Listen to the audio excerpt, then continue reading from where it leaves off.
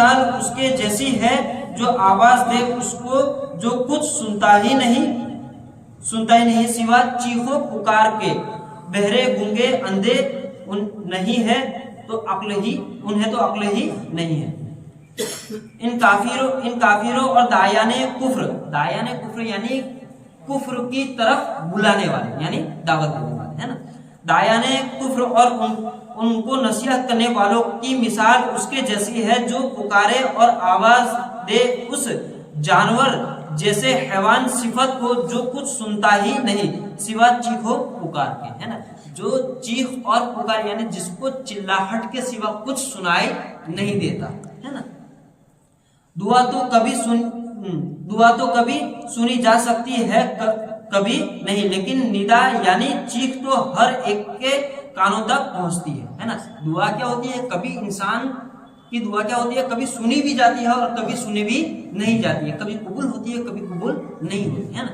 لیکن چیخ یعنی چلانا ہے نا، جانور بھی سن لیتا ہے نا.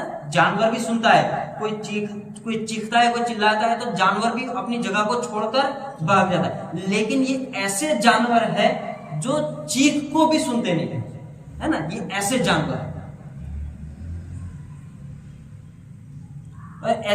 جیسے حیوان صفت کو جو کچھ سنتا ہی نہیں سوائے چیخو پکار کے.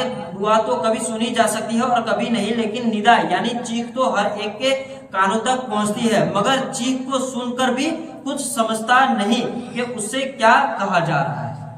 اس کو نصیحت کی جا رہی ہے یا فضیحت، اسے کسی چیز کی خوشخبری دی جا رہی ہے یا ڈرایا جا رہا ہے نا. کیونکہ رسول اللہ صلی اللہ علیہ وسلم ڈرانے والے بھی ہیں ہے نا اور خوشخبری دینے والے بھی ہیں.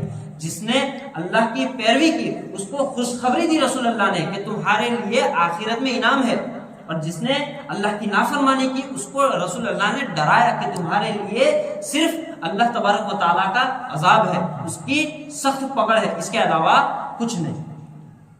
یہی حال ان داعیان کفر کا ہے جو داعیان حق کی آواز کو تو سنتے ہیں مگر ان کے ارشادات کی حقیقت تک ان کے ذہن کی رسائی نہیں پہنچ سکتی ہے نا. اور یہ حال کس کا ہے؟ جو داعیان کفر یعنی جو کفر کی دعوت دیتے ہیں نا، جو کفر کی طرف بلاتے ہیں، نافرمانی کی طرف بلاتے ہیں. کفر کہتے ہیں نافرمانی کو ہے نا.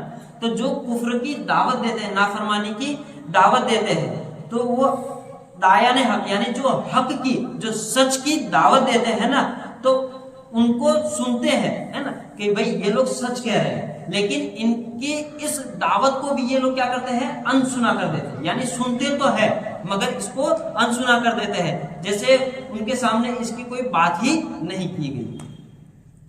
بظاہر ایسا لگتا ہے گویا وہ کچھ سنتے ہی نہیں، ویسے بھی اگر دیکھا جائے تو بے شک یہ بہرے ہیں حق سننے سے ہے نا.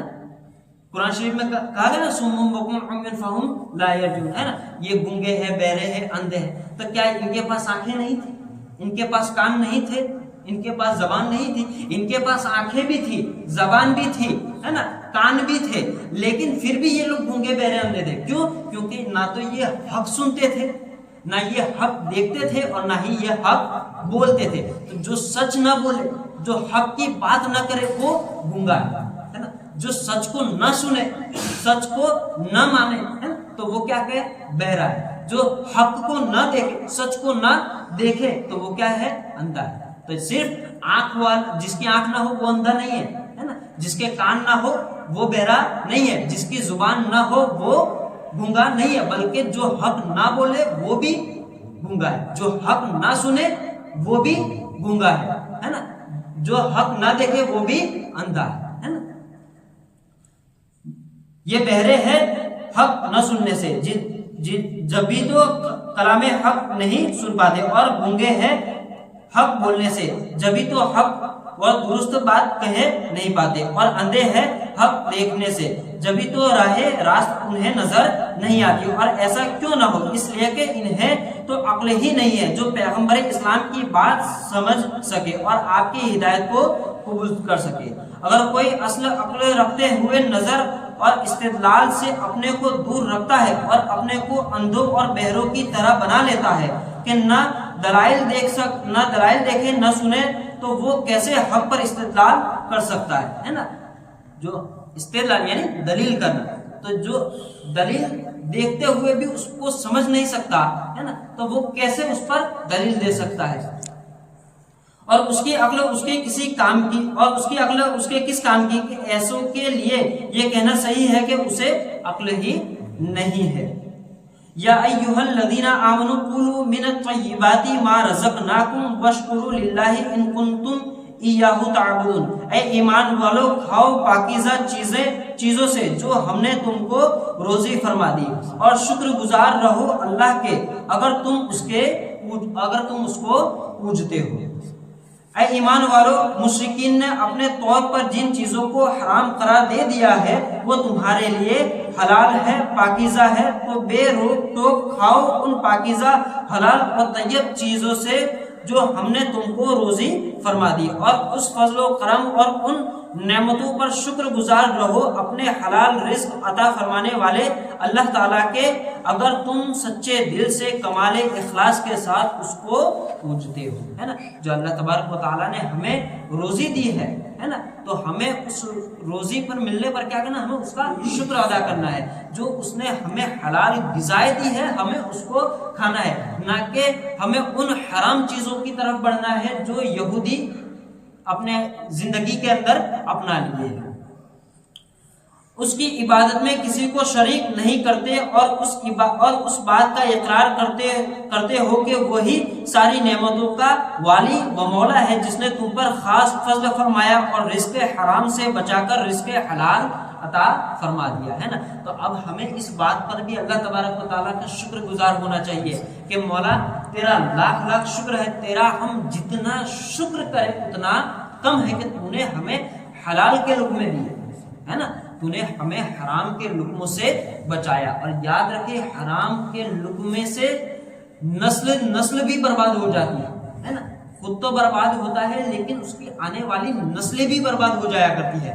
تو ہمیں اس کا شکر ادا کرنا ہے کہ مولا تو نے ہمیں حلال رزق عطا فرمایا، اور ہمیں اپنے آپ کو حرام رزق سے ہمیشہ بچاتے رہنا چاہیے، اور اپنے آس پڑوس میں رہنے والے جو ہمارے مومن بھائی ہیں نا ان کو بھی نصیحت کرنی چاہیے۔ اگر ہم دیکھیں کہ وہ کہیں ایسی چیزوں سے ایسے ذریعوں سے پیسے لا رہا ہے جو حرام ہے تو ہمیں اس کو کہنا چاہیے، ٹوکنا چاہیے کہ بھائی یہ نہ کرو، ہے نا، کیونکہ اللہ نے اس کو حرام قرار دیا ہے، تو تم اس سے ایسے گڈھے میں گرو گے جو تمہارے لیے صحیح نہیں ہے۔ تمہیں اس چیز کو اپنانا ہے جو اللہ تبارک و تعالیٰ نے تمہارے لیے حلال کیا ہے تاکہ تمہیں آخرت میں بھی فائدہ ہو اور دنیا میں بھی فائدہ ہو۔ اور دنیا میں فائدہ کیا ہے کہ تمہاری تندرستی قائم رہے گی، تمہاری صحت اچھی رہے گی، اور ساتھ ہی تمہاری جو روح ہے وہ بھی کیا رہے گی، پاک رہے گی، اور جب روح پاک رہے گی تو ہمیں آخرت میں اس کا فائدہ ملے گا۔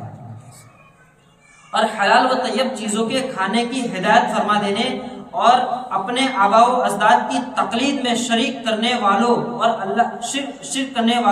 اللہ تعالیٰ نے جن جانوروں کے کھانے کو حلال فرما دیا ہے ان کو حرام قرار دینے والے کافروں کا حال بیان کر دینے کے بعد اللہ تعالیٰ اپنے مومن بندوں سے ارشاد فرماتا ہے کہ اے اللہ تعالیٰ کو اپنا رب اور معبود مان لینے والوں، اسلام کو اپنا دین تسلیم کر لینے والوں، اور محمد عربی صلی اللہ علیہ وسلم کو دل کی تصدیق کے ساتھ اپنے رسول کہنے والوں، تم کسی بھی قلبی تردد کے بغیر اللہ تعالیٰ کی عطا